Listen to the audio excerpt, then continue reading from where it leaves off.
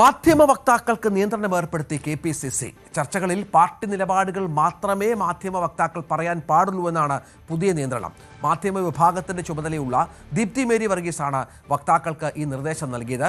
പീഡന നിയമത്തിലെ വിവാദത്തിലെ പരസ്യ വാക്പോരിന്റെ പശ്ചാത്തലത്തിലാണ് ഇടപെടൽ ഉണ്ടായിരിക്കുന്നത്. ഡാൻ കുര്യൻ വിവരങ്ങളുമായി ചേരും. ഡാന്, കഴിഞ്ഞ ദിവസം ഈ സതീശൻ പക്ഷത്തെ നേതാവ് പ്രധാനപ്പെട്ട ഒരാൾ രാജു പി നായർ പറഞ്ഞത് 2 വക്താക്കളെ ആ സ്ഥാനത്ത് നിന്ന് മാറ്റണമെന്നാണ്. കൃത്യമായി ടാർച്ചിട്ടുണ്ടായിരുന്നു.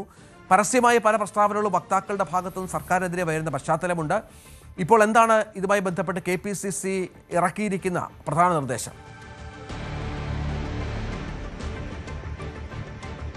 KPCC വക്താക്കളായ ജിൻഡോ ജോണും അതോടൊപ്പം അനൂപ് വിയറും ഗവൺമെന്റ് പ്ലീഡർ നിയമനവുമായി ബന്ധപ്പെട്ട് സർക്കാർ എടുത്ത തീരുമാനങ്ങളെ പരസ്യമായി തന്നെ വിമർശിച്ചുകൊണ്ട് സമൂഹമാധ്യമങ്ങളിലൂടെ പോസ്റ്റുകൾ ഇടുകയും മാധ്യമ ചർച്ചകളിൽ എതിർ നിലപാട് സ്വീകരിക്കുകയും ചെയ്തതിന് പിന്നാലെയാണ് VD പക്ഷം അതിനെതിരെ നേതൃത്വത്തെ സമീപിച്ചത്. KPCCക്ക് രാജു പി നായർ കത്ത് നൽകുകയായിരുന്നു.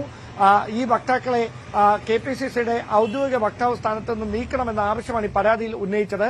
അതിന് പിന്നാലെയാണ് ഈ വിഷയത്തിൽ ഒരു ഇടപെടൽ KPCC നേതൃത്വത്തിന്റെ ഭാഗത്തുനിന്നുണ്ടായിരിക്കുന്നത്. മാധ്യമ വിഭാഗത്തിന്റെ ചുമതലയുള്ള ദീപ്തി മേരി വർഗീസാണ് KPCCയുടെ വക്താക്കൾക്ക് ഔദ്യോഗികമായി നോട്ടീസ് അയച്ചിരിക്കുന്നത്. ആ നോട്ടീസിൽ എടുത്തു പറയുന്ന കാര്യം, മാധ്യമങ്ങളിൽ പരസ്യമായി ചർച്ചകളിൽ പങ്കെടുക്കുമ്പോൾ പാർട്ടി നിലപാടുകൾക്ക് വിരുദ്ധമായ നിലപാടുകൾ സ്വീകരിക്കാൻ പാടില്ല. അത്തരം പരസ്യമായ പ്രസ്താവനകളും പ്രതികരണങ്ങളും നടത്താൻ പാടില്ല. അത് പാർട്ടിയുടെ പ്രഖ്യാപിതമായ നിലപാടിന് വിരുദ്ധമാകും. അത്തരമൊരു സമീപനം ആരുടെയും ഭാഗത്തുനിന്ന് ഉണ്ടാകാതിരിക്കാൻ ശ്രദ്ധിക്കണം എന്ന കൃത്യമായ സന്ദേശമാണ് ഈ കത്തിലൂടെ വക്താക്കൾക്ക് നൽകിയിരിക്കുന്നത്. ഇതുമായി ബന്ധപ്പെട്ട കൂടുതൽ തർക്കങ്ങളിലേക്ക് പ്രശ്നം പോകാതിരിക്കുക എന്ന ലക്ഷ്യത്തോടെയാണ് KPCC നേതൃത്വം അടിയന്തരമായ വിഷയത്തിൽ ഇങ്ങനെയൊരു ഇടപെടൽ നടത്തിയിരിക്കുന്നത്. ഡാൻ കുര്യനാണ് വിവരങ്ങൾ പങ്കുവച്ചത്.